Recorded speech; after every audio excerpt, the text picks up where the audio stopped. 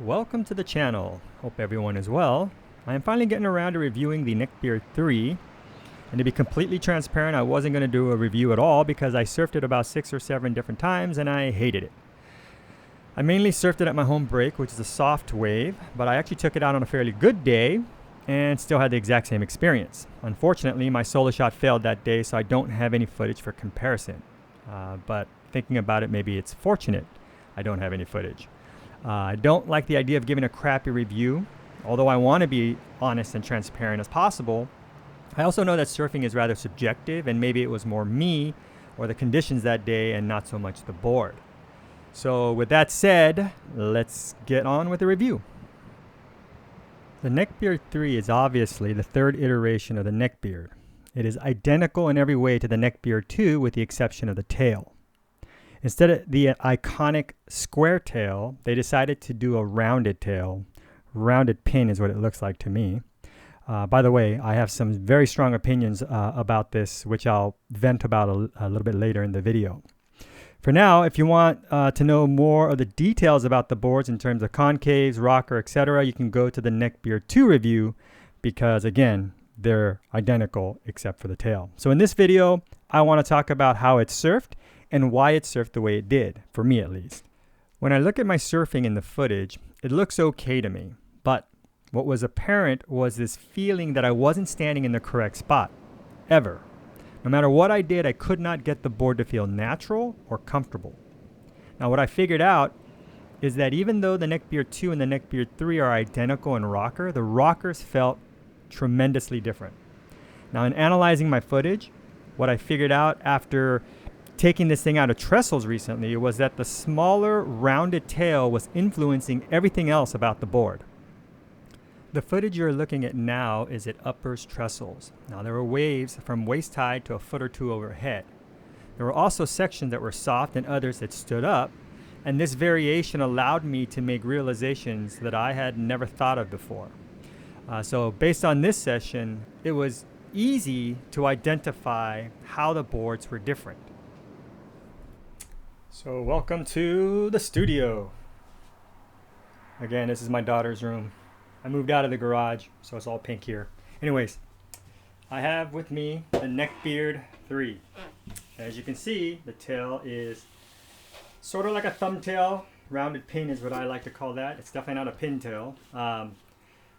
If you notice the previous picture, it'll show that the Neckbeard 2 kind of look like this. Okay. So this amount of space that we're losing is very important because at lower speeds, what ends up happening is when the board travels across the water, okay, because there's less surface area, the board doesn't plane as well, and what ends up happening is it'll sink a little bit more, especially if you apply pressure at lower speeds. Now, what happens then is the front end kind of comes up. So if you think about it, the speed engine of a board is this flat section in the middle. And as the water comes, it literally hits the front end of the board here. But if it's tilted up, all of a sudden now it's pushing water. The water is going to actually hit and then have to like redirect in an angle. And so that little bit changes the rocker profile of this board.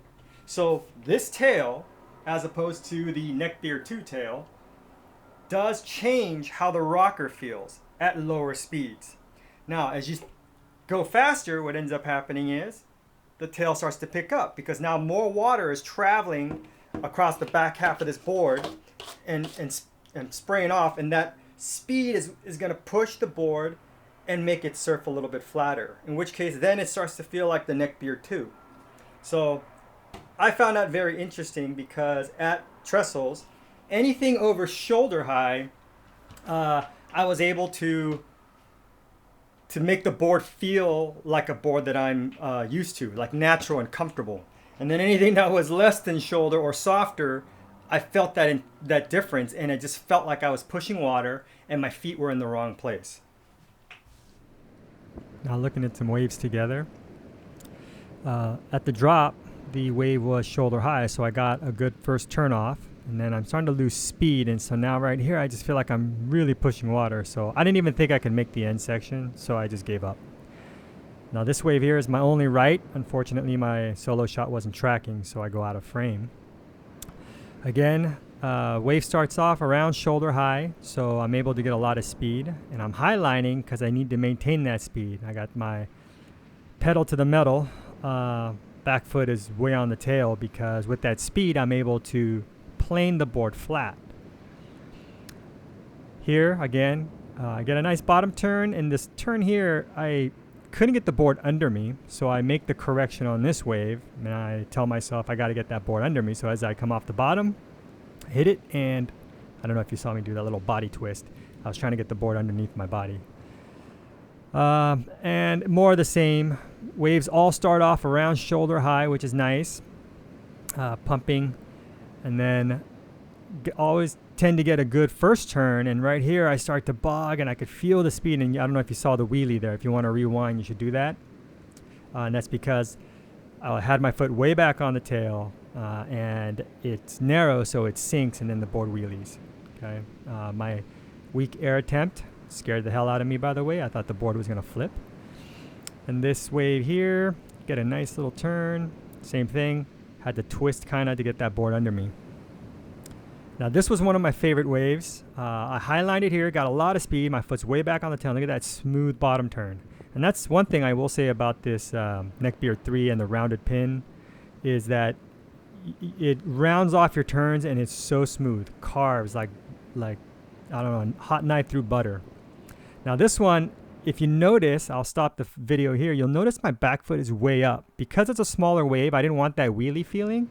So I surfed the forward on the board where it's wider, which allowed it to, not wheelie and feel out of adjustment. So I'm learning the board, and I don't know if you saw it right there on that board right before I shifted my foot back, but seems to me on the smaller waves to make this board feel better and not feel like the rockers changed, I have to move my foot forward, almost right at the front tip of the traction pad. This is one of the smaller waves. Same thing. I'm moving my foot back only on the turns. Look at that. What a great day, huh? Nobody out. Now it's kind of nearing the end of my session and the wind's kind of picking up. And this one here, a lot of speed. Try to do my channel my inner Mason and do a little floater 360, but didn't happen. Much harder than it looks. And I believe this is my last wave. As I pump down, got a good first turn. Now I have to shift my foot forward, and that was it. But more or less, to kind of reiterate what Channel Islands is saying about this board, they say on their website knee to slightly overhead. What I'm finding, at least for myself, I'm finding it that it's good from shoulder up, or I would say if it's going to be anywhere around the waist area, it would have to be a very punchy wave, Newport Beach, like a shore break or something. I think it's a great board for shoulder and up. Now, one disclaimer, if you're the type to ride boards with more leaders, right, so you would then buy this board much longer, it would work in smaller waves as well. So definitely, I think if I bought this at like a 510, it would probably have worked way better for me. And felt more natural in the smaller waves. But I venture to say and think that this board would work awesome. Of all the boards I have, I think this board would work great at BSR, like a wave pool. Like, subscribe, and comment below and tell me what you think. All right, let me know if you thought I did a good job, if you like this type of format, etc. And one last thing I wanted to say, thank you to Jeff, who actually gave me the Neckbeard 3 to review some time ago, and I just waited this long because it just, again, I didn't want to put out a bad review. So fortunately, I took it out on a decent day and was able to learn a lot about not only myself and my surfing, but surfboards. So I'm hoping that what I've learned also I can apply to the next board. So I was thinking about buying the Inferno 72. I know that review's been done by several, but I thought I would have a crack at it, and at least now I know how to buy that board. I'm not going to buy it small like a lot of the better surfers. I think I'm just going to buy it a little bit bigger and see how that goes. All right, anyways, till next time, thanks for watching. You thought I forgot about the rant. No. I just wanted to save it for the very end. So when I think about the neckbeard, only one thing comes to mind. And tell me if I'm wrong, but it's the tail, right? Blocky tail. The Neckbeard 1 originally had a blocky tail, and then for whatever reason, after they came out with the Neckbeard 2, and I don't know when they did that, but they rounded off the Neckbeard 1. The Neckbeard 2 went back to a really square tail.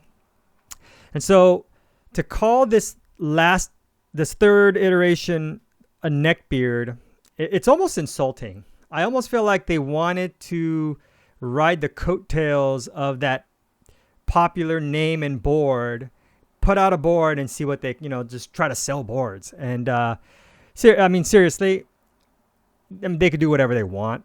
But like I said, when I think of the word neckbeard, I think of the tail. And the fact that they change it to a rounded pin, whatever, if they change it to a swallow, I personally think they should just change the name. I mean, they should have called it anything, right? Stubble, 5 o'clock shadow, chin hairs, I don't know. Just something other than neckbeard. So I was very, very bothered by the fact that they kept the name and then they changed the board basically to a normal performance board. So I don't think Channel Islands will ever see this, but that's my pet peeve about this thing. I know it's a small detail, but let me know what you think in the comments about the name, because it just sounded like, I don't know. I don't want to put words in other people's mouths, but I'm just offended by the name, actually. Go back to the square tail. Call it something else. Thanks.